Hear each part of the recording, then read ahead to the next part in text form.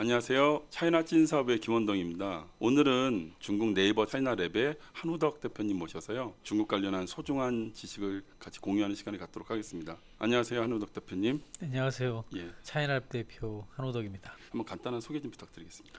차이나랩이라는 회사 굉장히 좋은 회사고 중요한 회사고 꼭 필요한 회사이기도 합니다. 네이버하고 중앙일보하고 함께 투자한 중국 콘텐츠 기획회사라고 보면 될 것 같아요. 중국 관련된 기사도 쓰고 관련 비즈니스도 하고 다양한 활동을 하고 있습니다. 어쨌든 저희들은 중국을 관찰하고 연구하고 그 속에서 어떤 기회가 있는지 우리는 어떻게 해서 중국을 활용하게 될지 이런 거를 주로 연구하고 관찰하죠.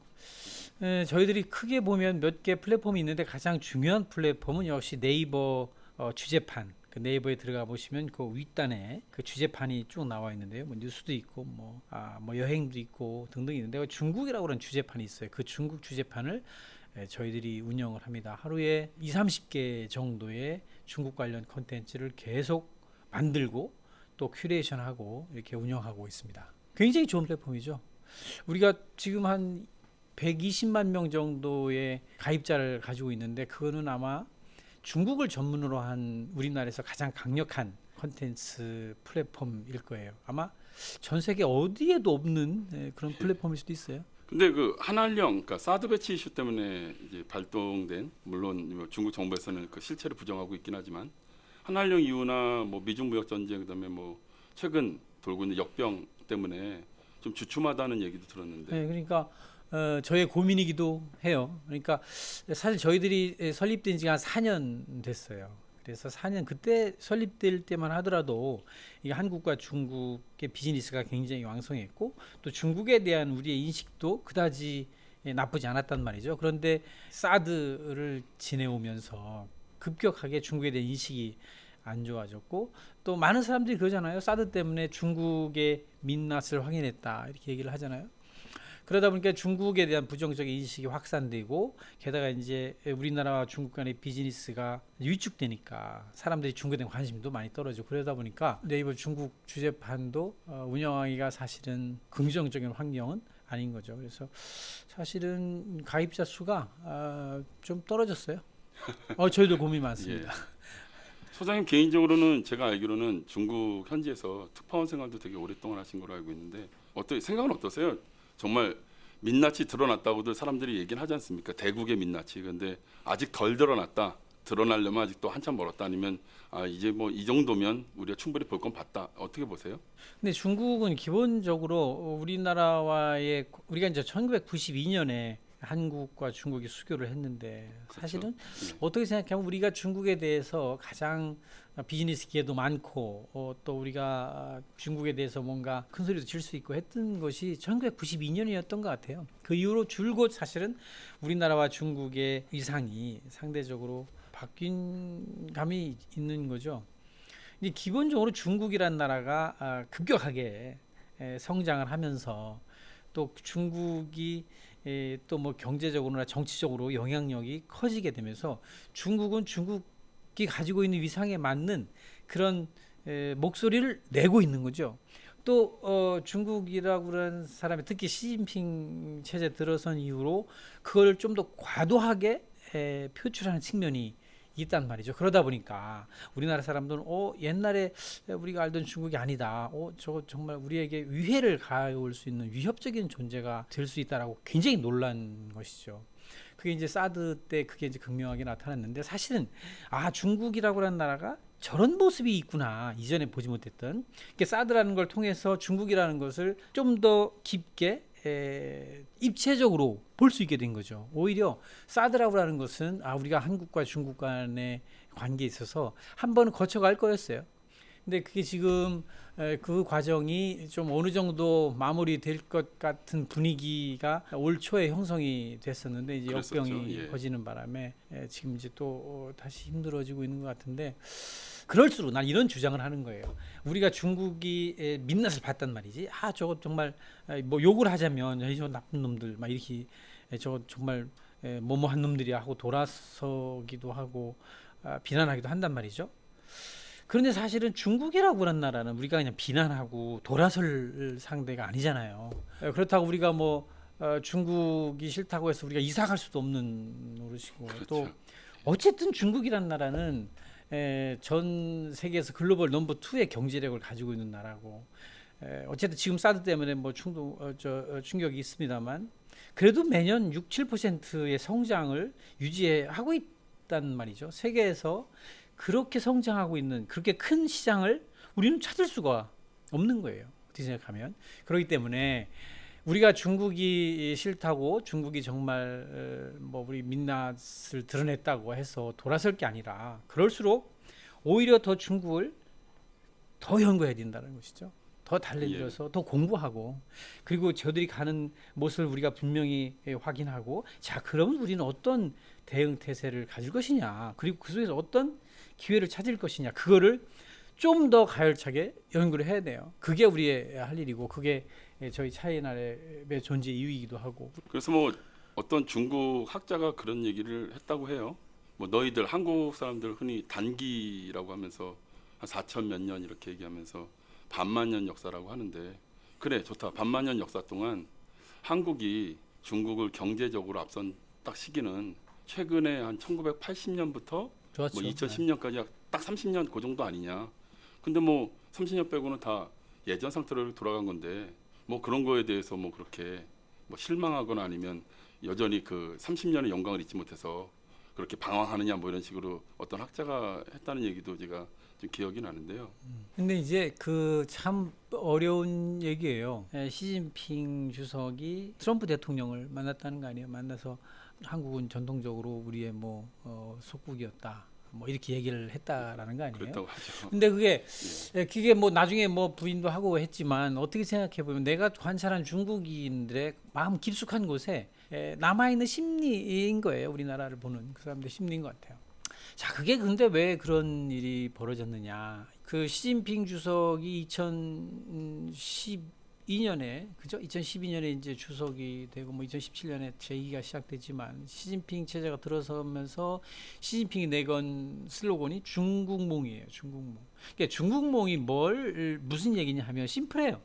과거 영화로웠던 중화 시기를 다시 부흥시키자라는 게 중국몽이에요. 중국몽. 자, 그럼 중화 제국의 영화를 부흥시키겠다라는 것은 그 시기가 어느 때냐? 뭐 당나라일 수도 있고 한나라일 수도 있고 이제 그때가 사실은 중국이 주변 국가에 대한 그 지배력을 어떻게 생각하면 가장 강력하게 가지고 있던 때이고 그것이 결국은 이 아시아의 어떤 그 조공 체제라고 뭐 해도 되고 이런 시스템이었단 말이죠. 그런 시스템에 대한 끊임없는 향수가 있는 것 같아요. 그거는 결국 우리 이 국가에 대한 중국이 우리를 어떻게 생각하냐에 대한 아주 단적인 포인트가 되는 거죠. 근데 이제 이게 사실은 우리가 옛날 조공 시대에 우리가 살고 있는 것도 아니고 그리고 우리가 쉽게 뭐 중국에 뭐 굴복할 만한 그런 약한 나라도 아니고 우리는 분명히 우리가 지켜야 될 그런 가치가 있는 것이고 그들과 분명히 다른 우리들만의 고유한 체제가 있고 가치가 있단 말이죠. 그런 거를 부정한다 그러면 그건 우리가 중국에 대해서 받아들일 수 없는 거예요. 그러니까 다르다. 그런 건 이제 인정하고 그리고 서로가 인정하고 그 속에서 중국 사람들이 좋아하는 뭐 허시에라고 하잖아요. 이런 조화, 하모니 이런 걸 유지하면서 우리의 이익을 찾아내는 그런 게 우리가 진짜 지금 할 일인 거죠. 허시에라고 말씀하셨잖아요. 허시에. 그런데 우리는 참 저희도 얼마나 조화롭게 살고 싶겠습니까? 그런데 이런 중국이라는 막 부상하고 있는 국가와 그 다음에 지금까지 패권을 갖고 있었던 미국이 최근에 이제 충돌을 하면서 이제 미중 무역 전쟁이라고 소위 우리가 말하는 그런 전쟁이 발발이 됐고요. 그런 속에서 지금 우리는 이렇게 조화롭게 살고 싶은데 좀 어떻게 보면 옛날에 우리가 어렸을 때 정말 어른들이 해서는 안 되는 질문 있지 않습니까? 야 엄마가 좋아 아빠가 좋아 이런 것처럼 야 미국이 좋아 중국이 좋아라고 자기 편 가르기 하면서 사실 그런 상황에서 있었던 일들이 사드 배치 이슈도 있고 그러면서 또 그 아빠 좋아 엄마 좋아하다가 자기 안 좋아한다고 이제 막 한 대 때린 게 한한령이라고도 볼 수 있지 그렇죠. 않습니까? 이런 부분에 대해서는 어떻게 생각하세요? 김 대표는 아빠 좋아 엄마 좋아 하면 어떻게 대답을 해요? 뭐 당연히 그때는 딱 전형적인 답이 있죠. 둘 다 좋아. 그랬었죠. 예. 그런 것 같아. 둘 다 예. 좋아. 어디 생각 둘 다 좋아. 그게 답이에요. 그게 이제 자 이게 결국 이제 미국과 중국이 이제 무역 전쟁을 시작으로 이제 갈등 국면을 지속하고 있고 특히 이제 이번 역병 때문에 그 미중 간의 무역 전쟁에 시작됐던 그런 경쟁 양상이 지금 전면적으로 확대되고 있단 말이죠. 그래서 이게 뭐 어떤 기술 패권 전쟁 그리고 지정학적으로 뭐 헤게모니 전쟁 이렇게 이제 번져나가고 있어요. 근데 과연 그렇게 된다 그러면 결국 미국의 어떤 우리 미국의 우방이잖아요. 동맹이기도 하고 미국의 어떤 안보의 틀 속에 있는 그런 한국의 입장 그리고 어쨌든 경제적으로는 중국의 우리 수출의 한 30% 정도를 중국에 의존할 정도로 이렇게 중국에 대한 경제 의존도가 높단 말이죠. 그렇게 되면 두 나라가 불편하면 그 곁에 있는 그 가운데 끼어 있는 한국은 더 힘든 거죠. 엄마가 좋아, 아빠가 좋아라는 질문을 받았을 때 그 어린 아이가 느끼는 그런 스트레스, 이제 그런 거 이제 우리 항상 느끼게 되는 거예요. 자, 그래서 요즘에 이제 많은 얘기가 있죠. 자, 그러면 어느 편에 서야 되느냐, 누구 편을 들어야 되느냐, 뭐 이런 얘기가 많이 나오는데 저는 기본적으로 양국이 그러니까 미국과 중국이 앞으로 어떤 모습을 보일 것이냐에 관련된 문제로 일차적으로 생각을 해야 될 것 같아요. 미국과 중국은 어떤 관계가 될까? 어떤 관계가 될 것 같으세요? 글쎄요. 저는 그래서 제가 만들어낸 용어 중에 하나가 헐렁한 냉전이다 이렇게 얘기를 헐렁한 냉전. 냉전이다. 그러니까 미소 냉전과 같이 빡빡한 냉전이 아니라. 그렇죠. 미국에서도 아니 뭐 유럽에서도 요즘 많이 얘기되는 것이 이제 신냉전이라고 얘기를 많이 하잖아요. 그러니까 미국과 중국이 어떤 신냉전 시대에 접어들었다. 오케이. 냉전이 어느 정도 수준 정도의 차이는 있지만 신냉전이란 말은 뭐 그렇게 틀린 것 같지는 않아요. 자, 그러면 그 옛날 냉전은 미국과 소련 간의 냉전이었는데 그때는 굉장히 엄격한 정도의 냉전이었단 말이죠. 그러나 앞으로 미국과 중국 간에 펼쳐질 그런 신냉전의 시기는 옛날 미국과 소련과의 그 겪었던 그런 엄격한 냉전과는 많이 다르다는 것이 제 생각이야. 그래서 굉장히 헐렁한 형태의 냉전이 될 것이다. 그 왜 그러냐? 한번 비교를 해보면 좋을 것 같아요. 미국이 일본을 경제적으로 무릎 꿇게 한 것이 1985년 플라자 합의였단 말이에요. 있었죠. 근데 1985년 정도면 일본의 GDP가 미국의 대략 한 40%가 안 됐어요. 뭐 36%, 40% 정도 됐을 거예요. 많은 그 국제 정치학자들이 미국은 한 나라의 경제가 미국의 한 40% 정도 들어오면 그때 이제 한번 친다 이렇게 얘기를 하는데 어쨌든 그 대표적인 사례로 얘기되는 것이 바로 이제 플라자였죠. 그때 실제로 일본은 그 이제 엔화 가치를 말하는 미국의 요구에 이제 응해주는 바람에 엔화가 굉장히 가격이 높아졌죠. 절상됐죠. 근데 일본은 왜 그러면 미국의 압력에 굴복할 수밖에 없었을까?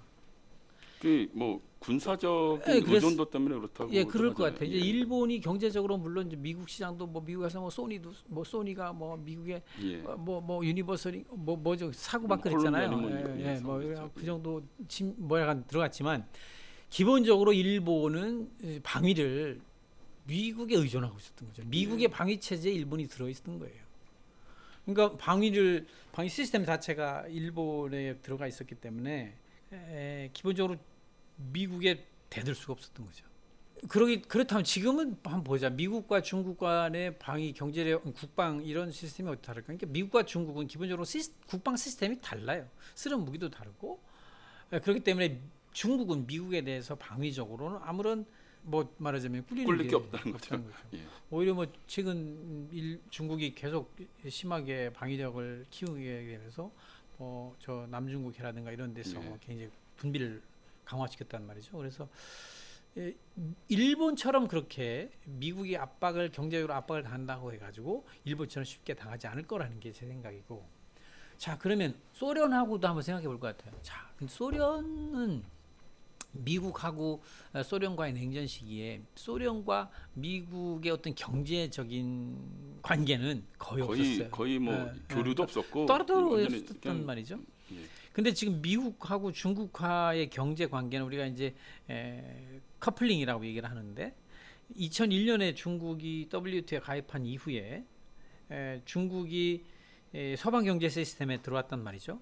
그러면서 이제 처음에는 말하자면 서방 경제 시스템에서 주로 이제 임가공 산업을 주로 담당하다가 기술을 점점 축적해 가면서 이제는 어떤 글로벌 밸류 체인에 중국이 굉장히 높은 수준까지 차지하고 있는 거예요. 그러니까 미국과 그렇게 되면서 미국과 중국 간의 그 경제의 어떤 그 커플링 현상이 굉장히 심화된 거죠.